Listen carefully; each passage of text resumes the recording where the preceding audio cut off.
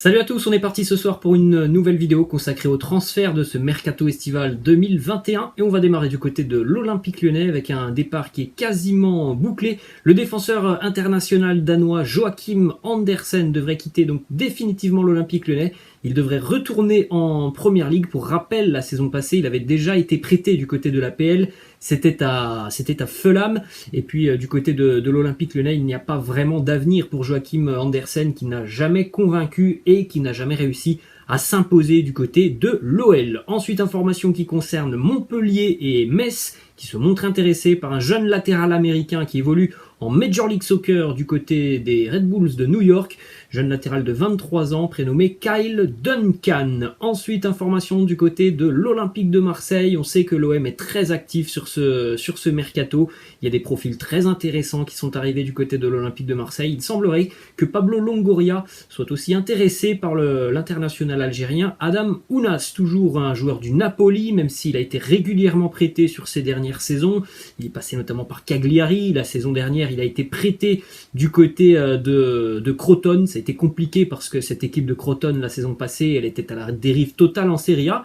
Mais malgré ça, Adam Ounas a quand même marqué 4 buts en 15 matchs avec Crotone la saison passée. C'est un joueur qui est très doué techniquement, très très fin sur le terrain, Adam Ounas. Ensuite, direction le Paris Saint-Germain avec encore une fois des rumeurs autour d'un départ de Mauro Icardi. La piste la plus chaude en ce moment pour Icardi, c'est celle de l'AS Roma où José Mourinho apprécie beaucoup le profil de Mauro Icardi du côté du Paris Saint-Germain. On pourrait s'attendre à voir quelques départs quand même sur le mois d'août et Mauro Icardi fait partie des noms qui sont cités déjà depuis quelques semaines pour pourquoi pas quitter le club avant la fin du mercato. Ensuite, toujours du côté de la Roma, Mauro Icardi n'est pas la seule piste du mercato romain pour se renforcer dans le secteur offensif, puisque José Mourinho a supervisé déjà depuis quelques mois maintenant l'attaquant iranien du Zénith Saint-Pétersbourg, Sardar Azmoun.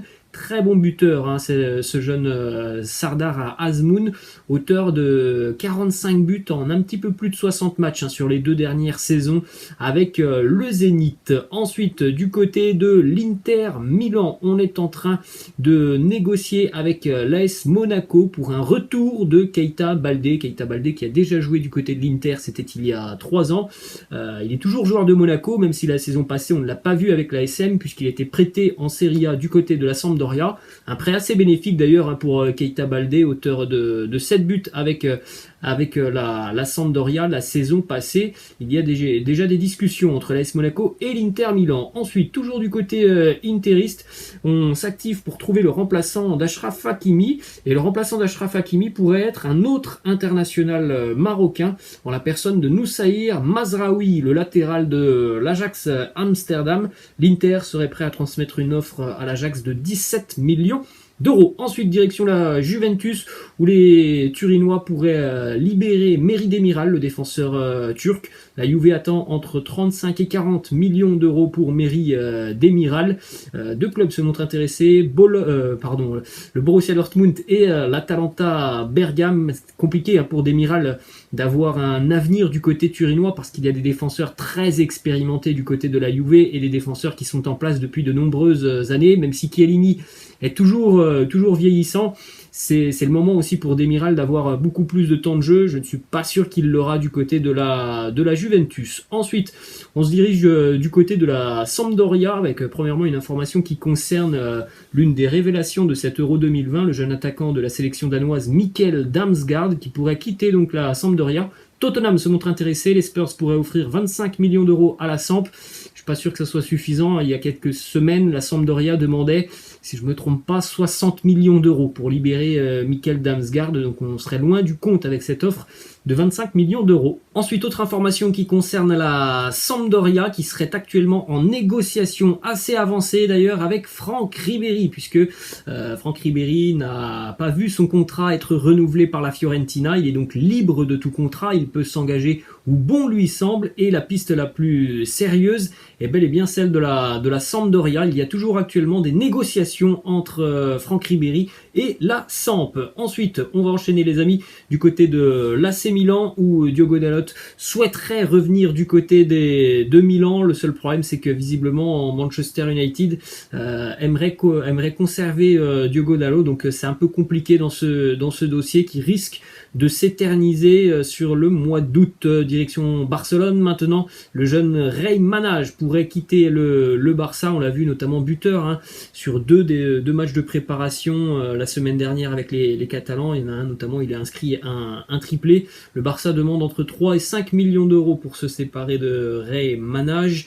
3 clubs se montrent intéressés: Cadix, Sassuolo et Famalicão au Portugal. Ensuite, information qui concerne Clément Lenglet. Lui aussi, Clément Lenglet, c'est assez compliqué sa situation du côté de Barcelone, puisque du côté du Barça, on a l'impression qu'on essaye de le mettre dehors, mais visiblement Clément Lenglet, lui, il souhaite continuer avec le Barça et souhaite s'imposer dans l'arrière-garde des Catalans.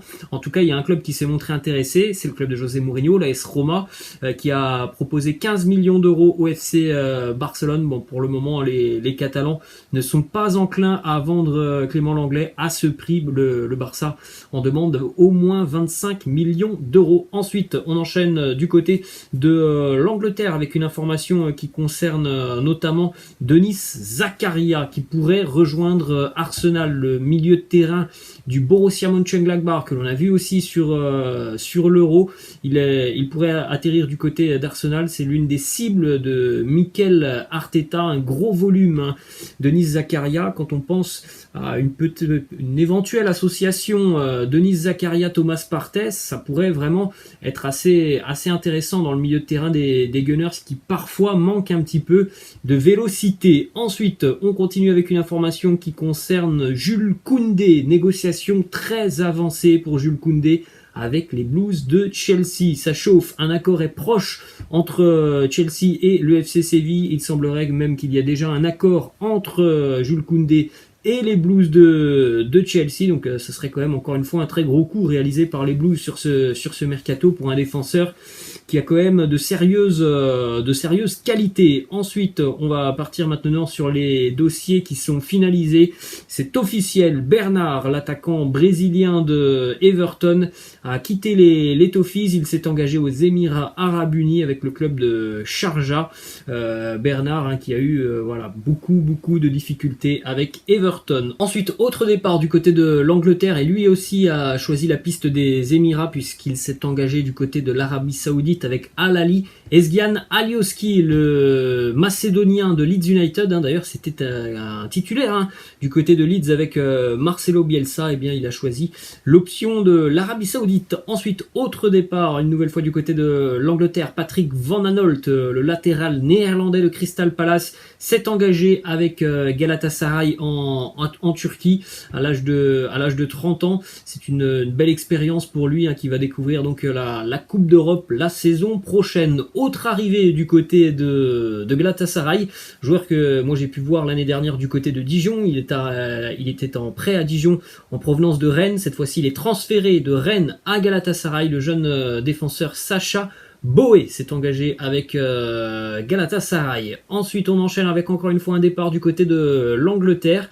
Là aussi, c'est un titulaire du côté des Spurs de Tottenham. Toby Alderweireld s'est engagé avec Al Douaï au Qatar.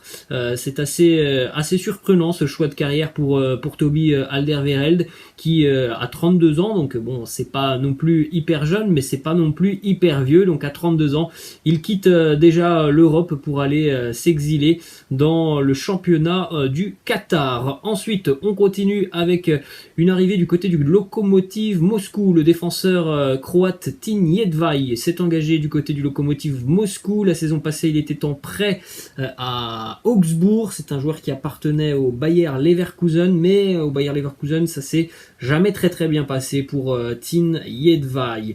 Ensuite, toujours du côté de l'Angleterre, cette fois-ci, c'est une arrivée en provenance de l'Italie. On en parlait, je crois, déjà depuis une petite semaine. Nouveau gardien pour les Spurs de Tottenham. C'est peut-être le futur remplaçant de Hugo Lloris. Pierluigi Golini, le portier de l'Atalanta Bergame, s'est engagé avec les Spurs de Tottenham. Ensuite, on continue du côté de la France avec le départ officiel de Stanley Nzoki, le défenseur de l'OGC Nice, a quitté donc les Aiglons pour s'engager en Belgique du côté du club Bruges.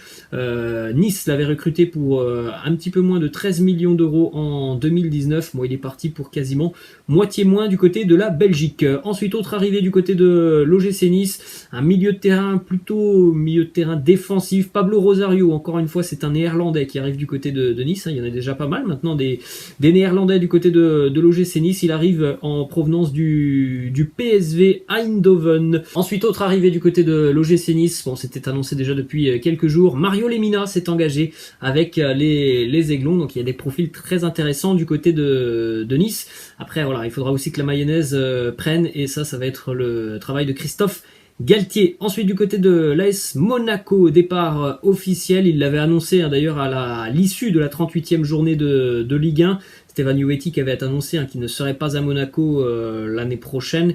C'est officiel. Il s'est engagé du côté de la Bundesliga avec le Hertha Berlin. Ensuite, du côté de Montpellier, il fait son retour en France. L'ancien défenseur du Paris Saint-Germain, Mamadou Sakho, vient de s'engager avec le Montpellier Hérault. Tout ce que l'on souhaite à Mamadou Sakho, c'est évidemment que la santé soit présente, parce que c'est un joueur qui déjà depuis de nombreuses années a souvent eu de gros pépins physiques, ne serait-ce que sur les 2 dernières saisons avec Crystal Palace. Ce n'est même pas 20 matchs joués pour Mamadou Sakho, donc en espérant que cette arrivée du côté de Montpellier lui permette de retrouver des sensations et surtout de retrouver aussi la forme. Et on va terminer cet épisode, les amis, avec là aussi un transfert officiel, et c'était annoncé depuis quelques jours, on en avait même parlé. Daniel Malen s'est engagé du côté du Borussia Dortmund contre 30 millions d'euros. Alors Daniel Malen devrait, évidemment entre guillemets, devrait être le remplaçant de Jadon Sancho, qui a quitté donc le Borussia pour s'engager du côté de Manchester United. Voilà les amis, la fin de cet épisode. J'espère que ça vous a plu. Je vous laisse et je vous dis à la prochaine. Ciao.